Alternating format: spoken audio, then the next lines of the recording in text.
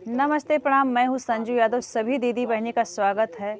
तो दीदी बहनी, हम आप लोगों के बीच में आज एक ऐसी सच्ची घटना लेकर के आए हैं जिसे सुनकर के आप लोगों का जो है कि कलेजा फट जाएगा, दिल दहल जाएगा, आंखों से आंसू छलक जाएगा।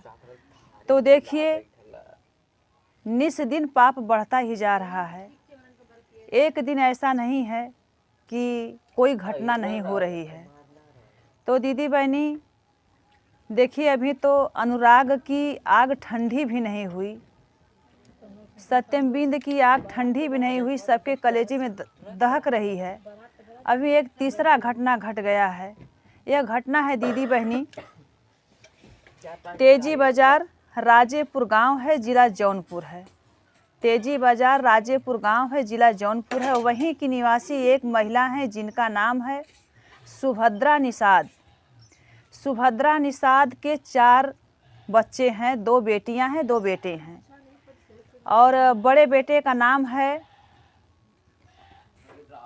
विकास। और विकास एक लड़की से प्यार करता है। वह लड़की है चौराहा गांव की सरिता निषाद हैं। चौराहा गांव की सरिता निषाद हैं, जिसका नाम है सरिता निषाद। विकास और सरिता निषाद में बहुत जो है कि प्रेम का संबंध रहता है। तो लड़की कहती है लड़के से कि मैं आपसे शादी करूंगी। यह बात जो है कि विकास के मम्मी को, जो मृतक सुभद्रा निषाद हैं, उनको जो है कि नहीं मंजूर था। वह बोली कि नहीं, मैं अपने बेटे का शादी जो है कि आपसे नहीं करूंगी। तो उसी दौरान जो है कि सुभद्रा निषाद ने अपने बेटी की शादी कहीं और लड़की देख करके तय कर दिया दीदी बहनी। और शादी लड़का का जो है कि पड़ भी गई है। यह बात जब सरिता निषाद को पता चलती है तो देखिए दीदी बहनी, भैया लोग, चाचा लोग, उनके पिता का नाम है, सरिता निषाद के पिता का नाम है, अभी हम बता रहे हैं उनके पिता का क्या नाम है। अपने पिता के साथ, अपने भाइयों के साथ, उनके 3 भाई हैं, 3 भाइयों के साथ और अपने पिता के साथ मिल कर के वह प्लान बनाती हैं और सुभद्रा निषाद को जान से मार देती हैं। सुभद्रा निषाद को जान से मार देती हैं। इतना खौफनाक उनको मौत देती हैं कि सरिता निषाद को जरा भी दर्द नहीं होती है, कि जरा भी दर्द होती है। मार करके दीदी बहनी, जिस तन से सरिता निषाद पैदा होती हैं, नारी के तन से पैदा होती हैं, नारी के तन को ही उघाड़ करके जंगल में फेंक देती हैं, उनके लाश को। तो दीदी बहनी, हम अपने गीत के माध्यम से बताना चाहते हैं कि कितना दर्द भरा है इस गीत में। और सुभद्रा निषाद के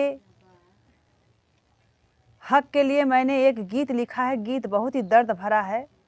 मैं सरकार से गुहार लगाती हूँ कि आप लोग पापियों को ऐसी सज़ा दो जिस सज़ा से पापियों का जो है कि पूरा रोम रोम थर्रा जाए और दूसरे बार पाप करने के लिए वह नहीं सोचे।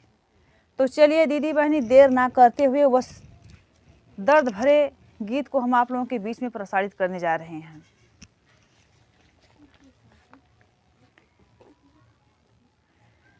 तेजी बाजार बाबू राजेपुर गौआ, तेजी बाजार बाबू राजेपुर गौआ, ओही कै सच्ची बा घटनवाना,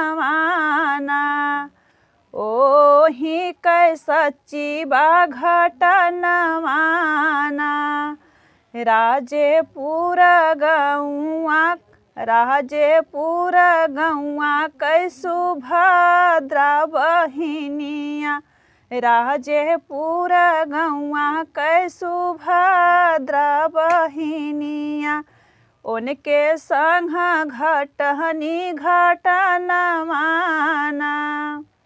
उनके संगवा घटनी घटनवाना, माइया के कोखिया में 4 गो लड़िकवा, माइया के कोखिया में 4 गो लड़िकवा, दुई गो बीरनमा दुई बहिनियाना,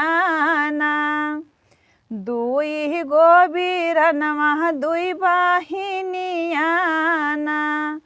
बड़ के बेटा उआ का नामा विकास बा, 22 साल के बाटी जे उमरियाना।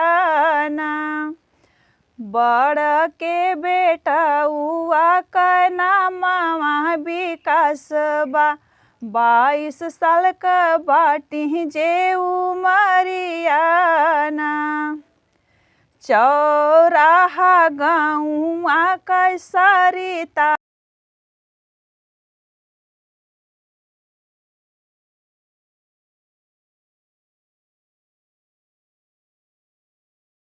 नाहुन में रहल बड़ा प्यारवाना, दुनाहुन में रहल पियरवाना।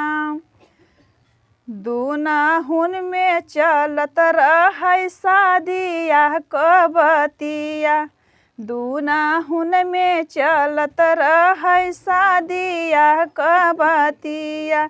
सुभद्रा माई कैली इन करवाना, सुभद्रा मैया कैली इन करवाना। कई के इनकार खोजली दूसर लड़किया, कई के इनकार खोजली दूसरी लड़किया। धाई देहली बेटवा कै बियाहवाना, रखी देहली बेटा कै बियाहवाना। ई है जे खबरिया पवली सरिता निषाद हो, ई है जे खबरिया पवली सरिता निषाद हो। मारही कई करहली पीला नवाना, मारही कई करहली पीला नवाना। 22 नवंबर समय 5 बजत रहल, 22 नवंबर समय 5 बजत रहल। फोनवा से करत रहली बतियाना, फोनवा से करत रहली बतियाना। मुर्गा चाहे मछरी घरे लेके अइहा स्वामी, मुर्गा चाहे मछरी घरे लेके अइहा स्वामी जी। खई हैं खाई के मांगत बाटी बिटियाना, मुर्गा मछरिया लेके घर में अइहा रजऊ। खाई के मांगत बाटी बिटियाना, ए तहनी बचनिया कह के फोनवा रखी देहली। काटही गईली बनवा मेला काड़ियाना, काटही गईली बनवा मेला काड़ियाना। कान्हावा पहले हली सुभद्रा काटई बदे टंगिया, लकड़ी काटई बदे लेहली कान्ही पैटंगरिया। तानावा पर ओढ़ी लेहली सलियाना, तानावा पर ओढ़ी लेहली सलियाना। काटी के लकड़िया मैया ढेरावा लगवली, एक बोझ सिरावा उठवली ना, एक बोझ सिरावा उठवली ना। बाबू ब्रिज भान भैया शैलेश अखिलेश, बाबू ब्रिज भान भैया शैलेश अखिलेश। सरिता कल्लू खेललहि बड़ा खेलवाना। सरिता कल्लू खेललहि बड़ा खेलवाना। बोझवा उठवतै कई मारल नहीं टंगरिया। मुहे बल गिरहनी मायरियाना। बोझवा उठवतै कई मारल टंगरिया। मुहा बल गिरहनी मायरियाना। सहगहरी शरीरिया पापिन कूची खूनी देहल। ले लेहलै मैया कै परनमाना।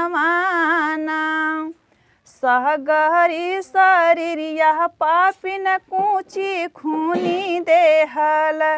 ले लेहली मैया कै जिनगियाना। जवने तन से सरिता पापिन लेहली जाना मामा। ओही तन से कपड़ा उतारलीना। कपड़ा उतारी पापिन लसिया घिसरवली। देहली जन गलवा में चोराईना। देहली जंगलवा में चोराईना। ले के मुरुगवा स्वामी घर के लवटल। पूछे लगल धनिया कहवा बाटिन ना। पूछे लगल धनिया कहवा गईनीना।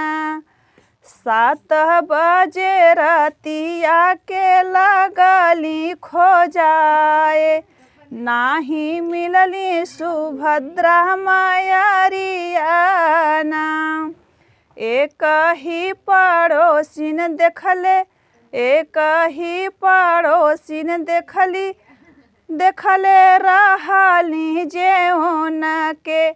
काट गईली बनवा में लकड़ियाना। ए तहनी बचनिया सुनल घरवा कैलो गवा। कर लगल प्रशासन के फोनवाना। कर लगल प्रशासन के फोनवाना। ले के प्रशासन खोजे जंगलवा के बीचमा। ले के प्रशासन खोजे जंगलवा के बीचमा। नाही मिलली सुभद्रा मायरियाना। नाही मिलली सुभद्रा मायरियाना। धरती पर गिरल रहल माइया कदतवा। बूंद बूंद चुअल रहल खूनवाना। धरती पर गिरल रहल माइया कदतवा।